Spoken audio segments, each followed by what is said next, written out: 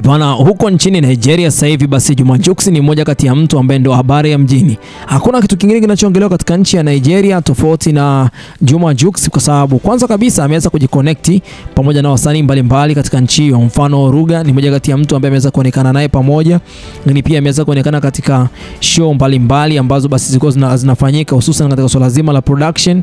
Ameweza kuhudhuria sinema mbalimbali katika nchi hiyo ya Nigeria. Ameweza connect na mashabiki zake ambao wapo katika nchi ya Nigeria. Mashabiki zake Prince ni mmoja kati ya watu ambao wapo karibu sana. Pamoja na haya yote ambayo yanazidi kuongeleka katika mitandao ya kijamii, hizi ni shamra ambazo zinaonekana kuelekea siku yake ya wedding day, na ikiwa kama wanajiandaa kwa ajili ya tukio hilo ambalo linaenda kufanyika tarehe 17 katika jiji la Lagos. Basi nikupe tu siri moja, hapa ni katika nyumba ya kwake baba yake Prince ambao anaitwa Biola. Sasa upande huo ndio upande ambao mwanadada huyu Prince tuseme kwamba ndo wako ya kwake Juma Jux wanashangilia kwa namna moja au nyingine mwanadada huyu kuweza kuolewa na superstar huyu kutoka katika nchi ya Tanzania. Bana, Juma Jux amezidi kuonekana katika sehemu mbalimbali hususan katika blog za Nigeria, na wa Nigeria wengi wamekuwa wakifurahishwa na jambo hili, kwani ni moja kati ya star wao katika nchi yao kwamba anaenda kuolewa na superstar pia kutoka katika nchi ya Tanzania. Juma Jux anaweza kwenda connect vitu viwili mfululizo kwa hivi sasa. Jambo la kwanza, ana connect industry ya muziki kutoka katika nchi ya Tanzania. Jambo la pili, anaenda connect industry ya Tanzania na industry ya Nigeria katika pande mbili mfululizo. Kwanza kabisa, yeye ni msanii wa muziki.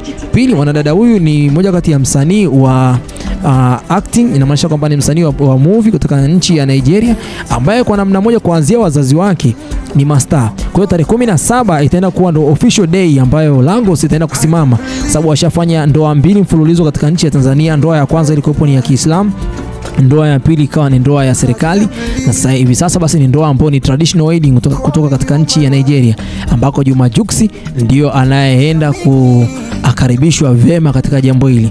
Mastaa mbalimbali wameweza kuonekana kwanza kabisa wakiwa wamefurahishwa na jambo hili, kwani Juma Jux ni mmoja kati ya mtu ambaye alishia connect na mastaa mbalimbali, lakini sio kwamba ndio ile walishaanza kuwa spotted by cameras, yani waanze kuonekana wakiwa wanapigwa picha. Lakini katika siku ya leo wameweza kuonekana kati ya Juma Jux pamoja na Ruga ambaye ni mmoja kati ya mwamba ana trend sana katika nchi ya Nigeria, lakini pia yupo chini ya label ya Joslin ambayo ni tawi la Marvin Records kutoka katika nchi ya Nigeria. Sitakuwa na la ziada kwa muda huu. Hii ni Harmonize News. Haya yote yanamhusu Juma Jux kutoka katika nchi ya Tanzania, lakini yupo kwa hivi sasa yupo katika nchi ya Nigeria. Ndio maana hata wasanii wengi katika nchi ya Bongo wamekuwa attention sana na jambo hili.